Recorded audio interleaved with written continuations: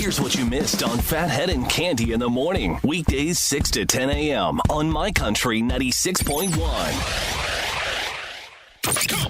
It's the bald and the beautiful.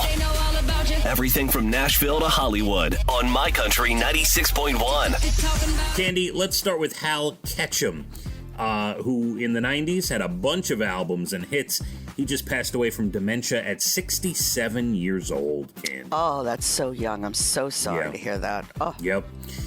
Since we won't be here Friday, Granger Smith will tell you has a new album out. It's called Country Things Volume 2, and you can get that on Friday. Nice. The Grammys announced their nominations. Beyonce with 9 leads the way. Hey, she's having a year, isn't she? Yes, Taylor Swift with 6. Here's the big deal. The Weeknd, who had a career year here, got 0, and he says, and I believe him, he says it's because he told the Grammys he wouldn't perform, and he didn't get votes. He didn't get nominations because he didn't want to perform on the show, and the Grammys are biased like that, and I believe it, Cande. I really do. it too. No question about it. And the other thing I'll tell you is in the world of country music, like Luke Combs didn't get nominated for album, didn't get nominated for song, and yet people like Vince Gill and Brandy Clark, who, by the way, are lovely people. They're wonderful. They're great musicians and songwriters. Very much so. But they're not in the culture of country music right now. They're not, they're just not on the radio. Do you understand what I'm saying, Cande? Like, I hear you, but I think if they have new music, it should be recognized. I'm sorry. Yeah, but when people like the biggest stars in country music are not getting nominations, yet people like Brandy Clark and Vince Gill and Mickey Guyton and others are getting all these nominations. There's something. It's the Grammy voters, Cande. It's the Grammys themselves are a bit of a sham, if you ask me. So that's one man's opinion. When you have country performance of the year or song of the year, and you don't have the biggest stars in the format being nominated, who's voting on this stuff? That's my question. Who's voting? That's a good question. Makes 0 sense.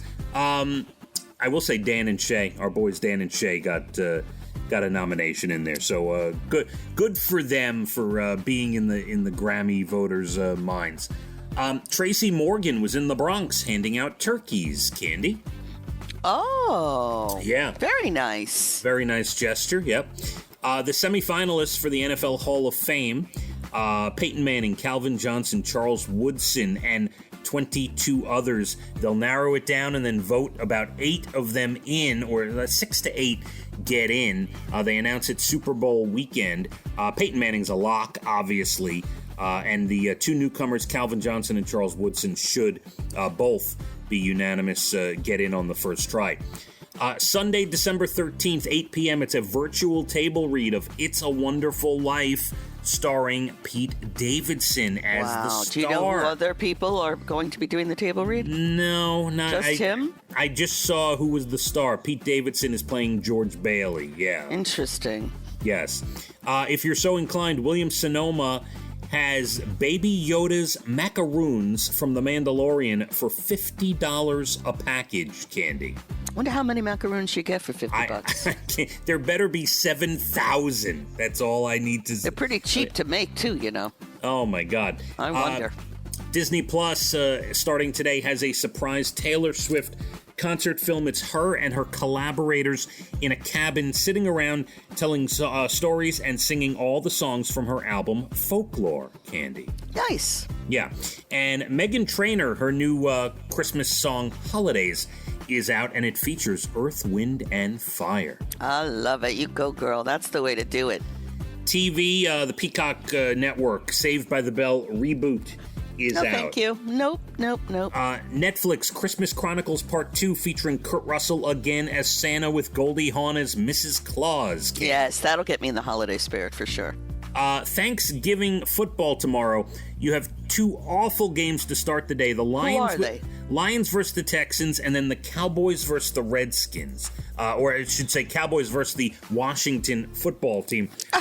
The nameless Washington football. Two awful, awful games. And then the night game is a great game, the Steelers-Ravens, but about 6 or 7 big stars on both sides are out with COVID, Candy. So, yeah. I can't believe they're playing with all these people sick with COVID. I just can't believe it. The NFL, I think if you walked by a stadium, they might put you in a game just so they could play.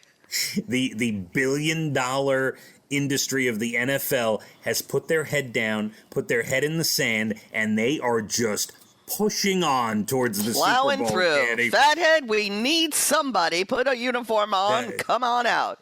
They will stop for nothing. Nothing. That is the one thing I did not take into account when I said the NFL season would be postponed is the fact that the NFL, the machine that is the NFL, will stop at nothing, COVID or not. This is clear. They will. They didn't want to stop for concussions either, but they had to finally. I don't know what's going on in that office. Bad money, hungry people. Saturday night Nickelodeon Christmas special with all their stars, and Friday night NBC has a Minions holiday special. You're my little minion. And there you have it. You're Bald and the Beautiful. Everything from Nashville to Hollywood. Let's check the roads. My Country 96.1. Phathead and Cande in the morning. Weekdays 6 to 10 a.m. on My Country 96.1.